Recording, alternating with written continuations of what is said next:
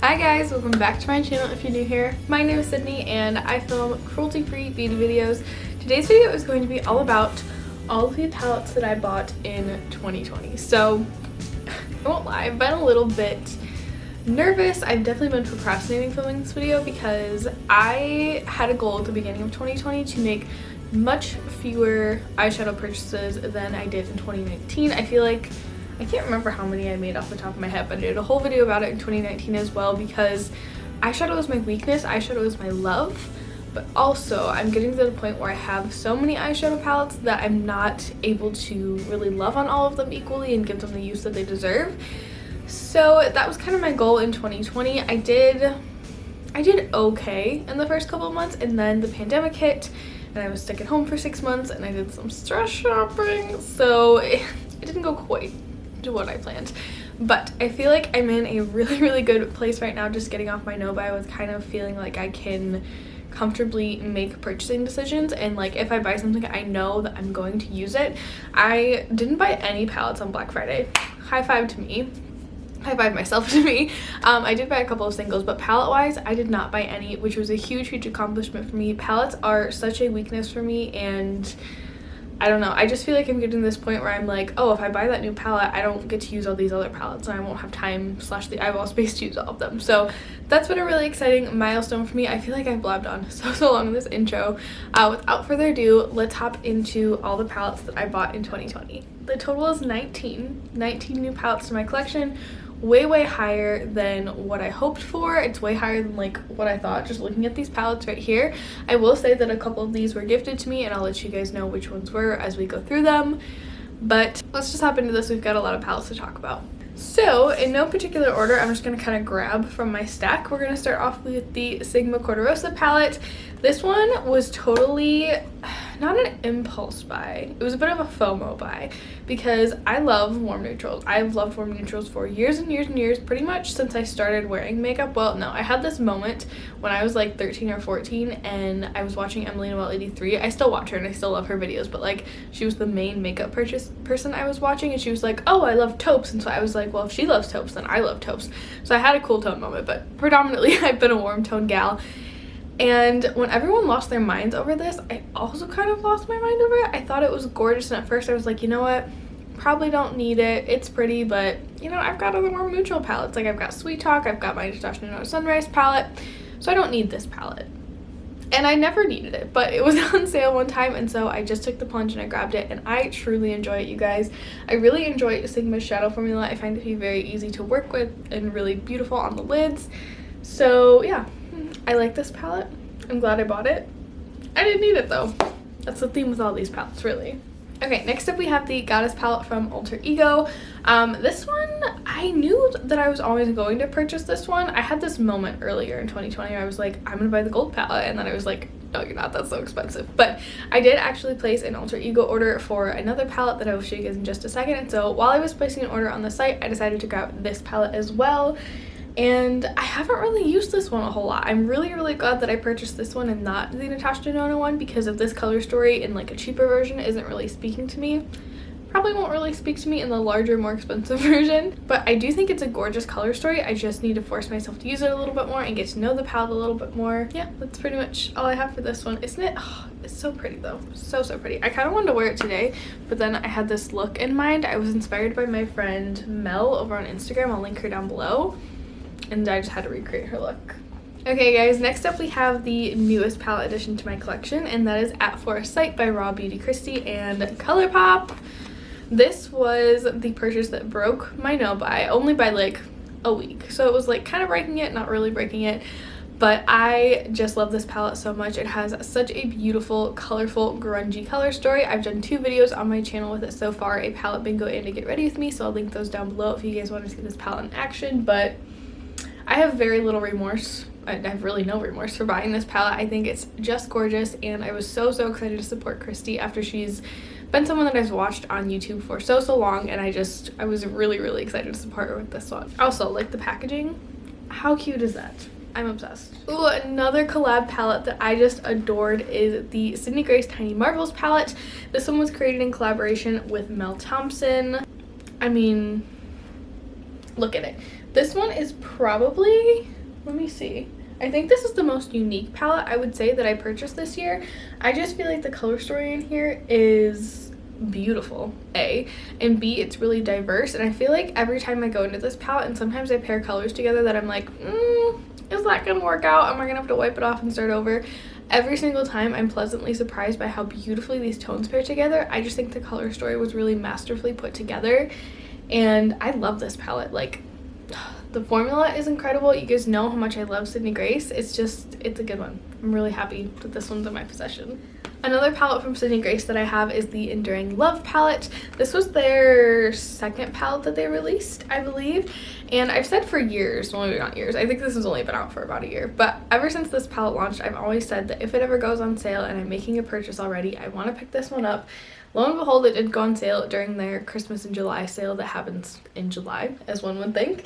And so I grabbed it. And I'm not totally sold on this palette yet. I knew it was a cool tone palette going in. I was having a bit of a cool tone moment over the summer, which is kind of strange. As I said, I'm more of a warm tone gal. But I'm like, you know what? This is like a really nice balance of like true cool tones and some more neutral tones. So I was like, you know what? Let's give it a try. Maybe this will kind of be my introduction into cool tones. And if not, if I don't love cool tones, this will be like my resource for cool tone shadows. And again, it's incredible quality because it's Sydney Grace, and I swear everything they touch is incredible. But I just don't know if I'm super sold on the color story. I also don't love this packaging. I don't know. I would have rather them put it in like cardboard packaging like this. It just feels like a little bit cheap. It's just not my favorite. Speaking of cheap / affordable, next up we have the e.l.f. Retro Paradise palette. This palette was an impulse buy for me. There's no other way for me to spin it, but it is one that I really do enjoy. I think it's a beautiful, like, super easy to use summer transitioning into fall palette. I just fell in love with it one day when I was in store at Target, and I grabbed it, and the rest is history. I really got a ton of use out of this when I purchased it, and like a little bit at the beginning of the fall as well. It's been a couple weeks since I've busted into this palette, but I like it. I feel like at this point I've kind of satisfied my urge to test out e.l.f.'s shadow formula. When those bite-sized palettes launched, I was like dying to try them, and I like almost purchased one like 4 times, but I just couldn't find a color story that I totally loved. So I held off, and then I caved and bought this one. But I just feel like e.l.f.'s shadow formula is good, but it's not like knocking my socks off good, you know? Okay guys, next up we have the Nomad Cosmetics Pastel Pup palette. I had a little bit of a pastel blackout moment with eyeshadow in the spring. I think I bought 2 pastel palettes and a pastel singles bundle. To be fair, the singles bundle was like basically free because I had some points, but not the point. This is a beautiful little pastel palette, you guys. I really love this one in particular because I feel like it has a lot of really gorgeous variations on pastel. Like, you don't just have a pastel lime green, you also have a pastel sea green, and you have a pastel periwinkle shade, and you have this beautiful soft pastel purple as well, and this pastel red. I feel like this is such a cool shade. I am like fascinated with pastel red. I think it's so cool. But this is definitely one that I got so much use out of and so much enjoyment out of in the spring. I kind of haven't really gone back to pastels since then, but soon. Very soon I will. The other pastel palette that I purchased is the Creepy Cute palette from Shroud Cosmetics. I think they were having a sale. Yeah, because I grabbed this palette and the Arcana palette, which I'll show you guys in just a second. And I was like, well, I might as well just get both while I'm there. So I did. I really enjoyed this pastel palette. I think out of all the pastels I have in my collection, this palette is the easiest to work with. And I really enjoy the tones that they chose to include in here. Weirdly enough, I was also super excited about this gray tone in here. I'm not a cool tone gal, but like for some reason I was so excited to have a gray in my collection. So I'm really excited to continue playing with this and continue creating looks with it. Next up we have the Artemis palette from Alter Ego. This is supposed to be a dupe for the Natasha Denona Metropolis palette. You guys, if you spent some time on my channel, you'll know that I fell in love with the Metropolis palette, like hardcore. I thought it was so beautiful, but I just could not justify that price tag. It's a bit of a bigger palette, and I hadn't really fallen head over heels in love with Natasha Denona's formula to pay that ridiculous price tag. So when Alter Ego came out with a dupe, I was literally screaming for joy. I was so excited. I ordered it right away, and that's where this palette came from. I'm really glad, again, kind of same thing with the Natasha Denona Gold dupe. I'm glad that I purchased this one because I don't think I would have gotten as much use out of the Natasha Denona palette as I thought I would. This palette is very large and it's heavy on the neutral side. This year I've just been like color or nothing, especially after being home for so long and like literally just doing makeup for my own joy. I've really kind of fallen out of love with neutrals. Over the past couple weeks I've kind of been getting a little bit more back into them, but mostly it's been color. So I feel like while I've used this palette and I've enjoyed the looks that I've created, it's not been my go-to palette of 2020. Next up we have the e.l.f. and J. Kissa collaboration, the To The Rescue palette. This was a palette, again, this was totally a FOMO purchase because I just loved J. Kissa's first collab. When this one came out, I was like, you know what, that one is not going to slip through my fingers again. So I purchased it on launch day and I honestly really regret it. It is a pretty palette. I just feel like e.l.f.'s formula is not really up to snuff for me, and I feel like I should have been a bit smarter because I know myself, well, at this point I feel like I know that while I'm obsessed with color, I want a colorful curated color story. So I don't necessarily want the rainbow. I want you to like do a little work for me, you know? I need something more than just the rainbow, you know, like that Raw Beauty Kristi palette. Like that's a colorful grungy palette. So not a terrible palette, but not really what I was hoping it would be. Next up, you guys, we have the ABH X Jackie Aina palette. Oh my goodness, it has been years since I purchased an ABH palette, and this palette really just reminded me why I love their formula so much. Now that I've kind of dipped my toe into the indie world, I feel like indie formulas are still a little bit better than this one, but this palette is beautiful. It's super easy to work with. I believe I purchased this one at the very beginning of 2020. It was like a very like a kismet situation where I think I posted on my Instagram story. I was like, does anyone know where you can purchase this palette? Because I was like, I want that palette. And everyone was like, no, I think it's gone forever. So I was like, darn, it just was not meant to be. And then like a couple weeks later, it was on sale for like half off or 40% off or something like that, I think on like Macy's website. So I was super excited to have this one in my collection. I don't feel like I've used it as much as I thought I would. I feel like it was definitely a FOMO purchase. But I'm really excited to really slow down on the eyeshadow purchases in 2021 and really fall in love with this palette and the shadows inside. As I mentioned, we have the Arcana palette from Shroud Cosmetics. You guys, this is really the palette that made me fall in love with Shroud Cosmetics. Other than the Beauty Bean It's Freaking Bats palette, that one may be one of my palette purchases of 2021. I think it's so gorgeous and I love Beauty Bean. But I didn't really want to wait for like the super long pre-order, so I'd rather just wait till it's like available in a timely manner and then grab it. But I just feel like this palette is incredibly gorgeous. It's like a colorful grungy dream, which is really what I'm into right now. And it's actually in my 25 Uses by Christmas project pan. I can link my last update down below for you guys. I'm updating that in just a couple of days to do the finale. I'm really excited about that, but I've had so much fun over the past like 2-ish months or so really getting to know these shadows. Shroud's formula is incredibly easy to work with. I really love the mattes. I will say that I feel like I just wish this emerald shimmer gave me a little bit more oomph, but overall I'm really pleased with this palette.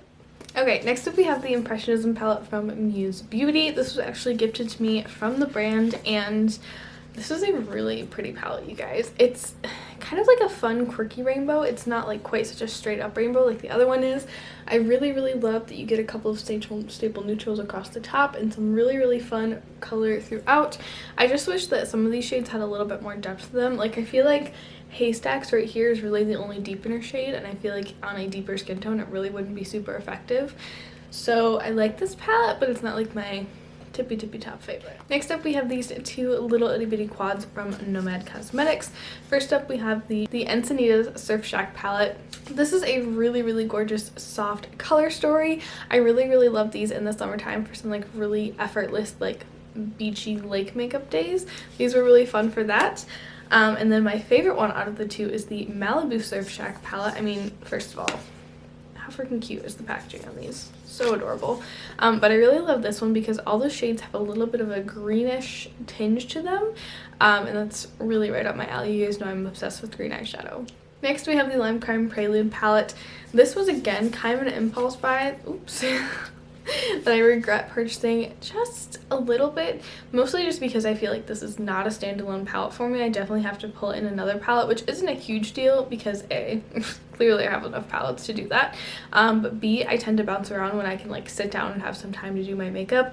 This isn't my ideal like super quick makeup run out the door palette, but otherwise I do really enjoy it.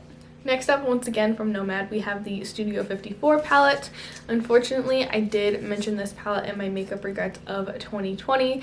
This was marketed as a multi-chrome palette, and at first I was really excited because it was really just getting into multi-chromes, and this palette is crazy affordable to be marketed as a multi-chrome palette with those beautiful multi-chrome pigments.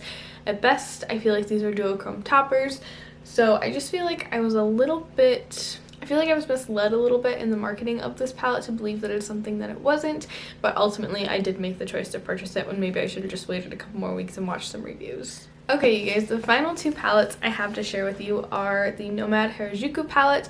This was actually gifted to me by my wonderful friend Angie. It's a gorgeous, gorgeous palette. This is one from Nomad that I have lusted over for such a long time. And it's just such a fun, vibrant color story. Again, I've kind of taken a bit of a step back from pastels, but I feel that urge coming back, and I'm really, really excited to dip back into this one. And then finally, we have the Dominique Cosmetics Berries and Cream palette. I actually bought this off a friend on Instagram. I think she got it in her like Beautylish lucky bag. I've been lusting after this palette for so long, like pretty much ever since it launched, but I just could not convince myself that I actually needed it, especially at full price. It had never dipped down to a price that I was like, okay, at that price you can get it, you can try the formula. But I really love this palette. It's been quite a while since I've used it, but it's just such like a cozy, comfy, like warm, wintry color story. You know, like when I look at this palette, I feel like it's like the perfect winter holiday palette. But that's actually gonna wrap this video, you guys. I hope that you enjoyed it. I had so much fun at sharing the palettes that I purchased this year with you guys. Let me know down below what palettes you purchased this year. Did you do some stress shopping this year? Were you really good? Did you spend more time diving into the palettes you already owned? Let's chat about it down below. But I'll see you guys in my next one. Bye!